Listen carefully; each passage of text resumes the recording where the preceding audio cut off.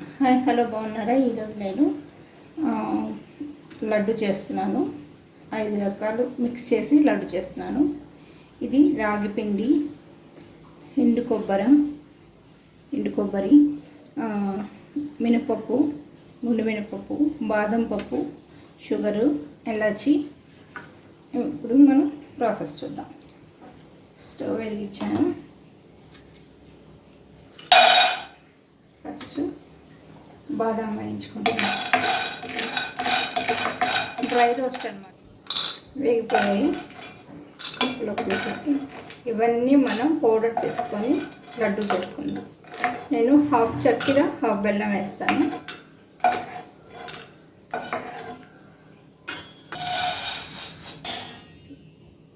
ఇవి చాలా మంచిది కదా మినపగుళ్ళు. మనం గారెలు వేసుకున్నా మంచిది. అంటే కనీసం 1 మంత్లో 4 టైమ్స్ అన్నా వీటితోటి ఏదైనా తింటే మంచిది. కాబట్టి గారెలు అనుకోండి, మనకు ఆయిల్ అంతా చేసుకోకూడదు కాబట్టి ఇలా వేయించి బెల్లంతో సున్నుండలు చేసుకుంటే బాగుంటుంది. లేకపోతే ఇవన్నిట్లో మిక్స్ చేసుకోవాలి మనం. కరిగిపోయి మంచిగా రోస్ట్ అయిపోయి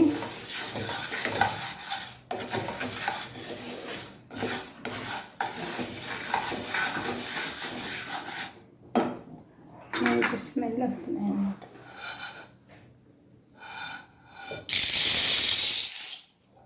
రాగి పిండి 1 కప్పు,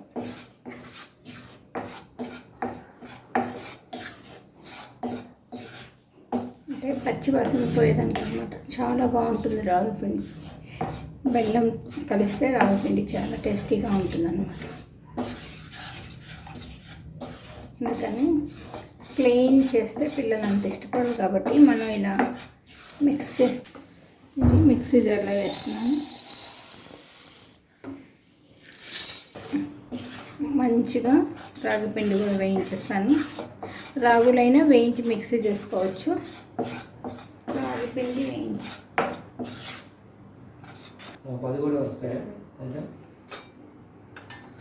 కొబ్బరి చాలా మంచిది కదా హెల్త్కి. ఎండు కొబ్బరి, ఇది తురిమిన కొబ్బరి. ఇట్లాగే ఎండు కొబ్బరి మనకు మార్కెట్లో దొరుకుతుంది. ఎందుకంటే కొబ్బరి చిప్పలు అనుకోండి, అవి మనకు మిక్సీలో అప్పుడప్పుడు మెదగు. అందుకనే చూసారా, ఎండు కొబ్బరి కూడా కొంచెం బ్రౌనిష్గా, మరీ బ్రౌన్గా వేయించేయకుండా మాడిపోయినట్టు ఇలా.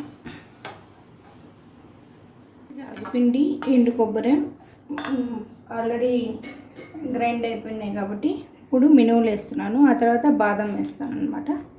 ఓకేనా? బాగా మెత్తగా పొడి చేసుకోవాలి. ఇలాచీ పొడి ఇంకొంచెం మెత్తగా అవ్వాలి కాబట్టి మనం షుగరు, వీటితోటి మనం యాడ్ చేసుకుంటే మంచిగా మెత్తగా అయిపోతుంది. అందుకని వేసేసాను. చూసారా, షుగర్ వేసాక ఎంత బాగా ఫైన్గా పేస్ట్ అయిపోయింది.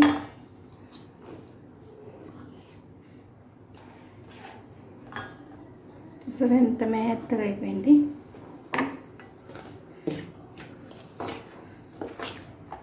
ఫైనల్ మనం బాదం పప్పు వేయాలి. ఓకేనా? బాదం పప్పు కూడా వేయాలి. చూసారా, బాదం పప్పులు